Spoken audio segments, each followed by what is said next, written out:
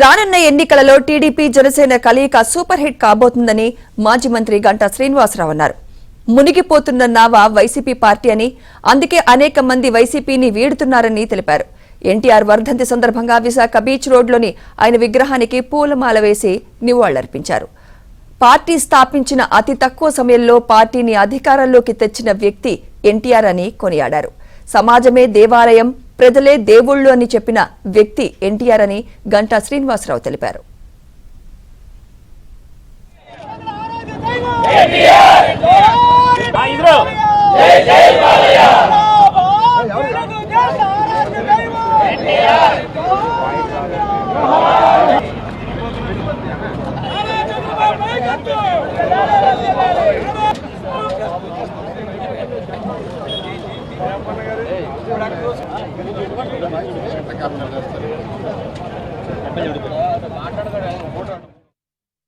మన తెలుగు ప్రజల ఆరాధ్య దైవం, యుగపురుషుడు అన్న ఎన్టీఆర్ గారి 28వ వర్ధంతి సందర్భంగా ప్రపంచవ్యాప్తంగా ఉన్న తెలుగు వాళ్ళందరూ కూడా ఆయన వర్ధంతి కార్యక్రమాన్ని ఘనంగా చేసుకోవడం జరుగుతూ ఉంది.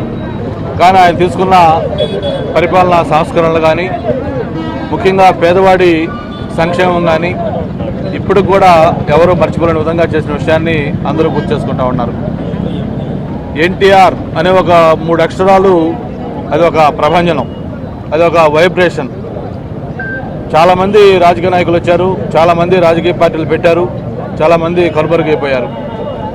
కానీ ఒక సమాజమే దేవాలయం, ప్రతి పేదవాడు కూడా దేవుడు.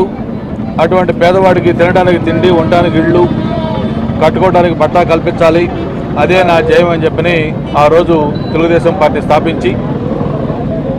స్థాపించిన దగ్గర నుంచి కూడా మళ్ళీ ఎన్నికలు అయిపోయేదాకా కూడా ఒక ప్రచార రథం మీద తిరిగి మొత్తం రాష్ట్రం మొత్తం కూడా సుడిగాలి పర్యటన చేసి 100 ఏళ్ల చరిత్ర ఉన్న కాంగ్రెస్ పార్టీని కోకటి వేళ్లతోటి సహా పెకలించి ఆ రోజు ఒక ఘన విజయం సాధించిన విషయం మనందరూ కూడా గుర్తుంది.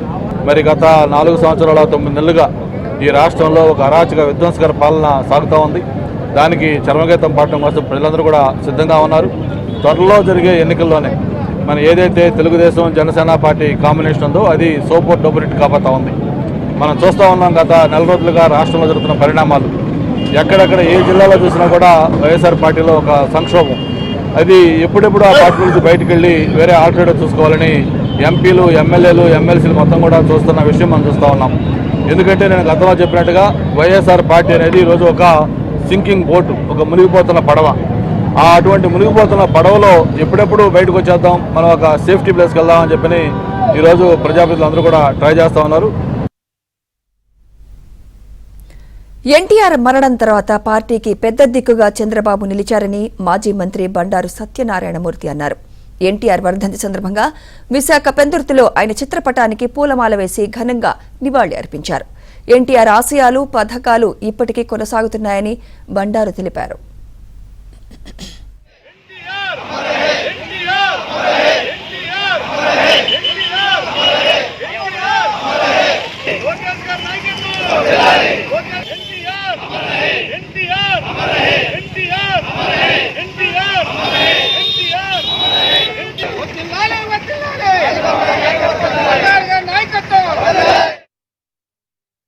ఎన్టీ రామారావు గారు పార్టీ పెట్టినప్పుడు చాలా మంది ఊహించలేదు. కానీ ఈ రోజు కూడా 42 ఏళ్ళు పూర్తవుతున్నాయి, 28వ వర్ధంతి చేసుకుంటున్నాం. కానీ ఎన్టీ రామారావు గారు పెట్టినటువంటి ఆశయాలు, పథకాలు ఇప్పటికి కొనసాగుతూ ఉన్నాయి. ఆ రోజు 2 రూపాయలు బియ్యం అన్నాడు, ఇవాళ మోడీ గారు ఉచితంగా ఇస్తున్నారు. 60 రూపాయలు పెన్షన్ అన్నారు వృద్ధులు, వికలాంగులు, తంతువులకి, అది 3000 అయింది. పేదవాళ్ళు ఇండ్లు అనేది కమ్మలిళ్ళు పోయి, గుడిసెలు పోయి, పక్కా ఇండ్లకి ఎన్టీ రామారావు కారణం. మహిళా రిజర్వేషన్స్కి ఎన్టీ రామారావు కారణం. రైతాంగానికి భూమి శిస్తు కారణం. వీళ్ళు ఉచిత కరెంట్ అంటున్నారు, అవి 50 రూపాయలకే స్లాబ్కి కరెంట్ ఇచ్చిన, రైతాంగానికి కరెంట్ ఇచ్చిన వ్యక్తి ఎన్టీ రామారావు గారు. ఇలాగ మాండలిక రాజ్యాంగ విధానం, ఇవన్నీ ఇప్పటికీ 42 ఏళ్ళైనా కొనసాగుతున్నాయంటే ఆ మహానుభావుడు జాతీయ రాజకీయాల్లో చేసిన మొట్టమొదటి ప్రాంతీయ పార్టీ తెలుగుదేశం పార్టీ. 1989లో ఇందిరాగాంధీని దించి ఆ రోజున నేషనల్ ఫ్రంట్ గవర్నమెంట్ని తీసుకొని రావడం జరిగింది. విపి సింగ్ని ప్రధానమంత్రి చేయడం జరిగింది.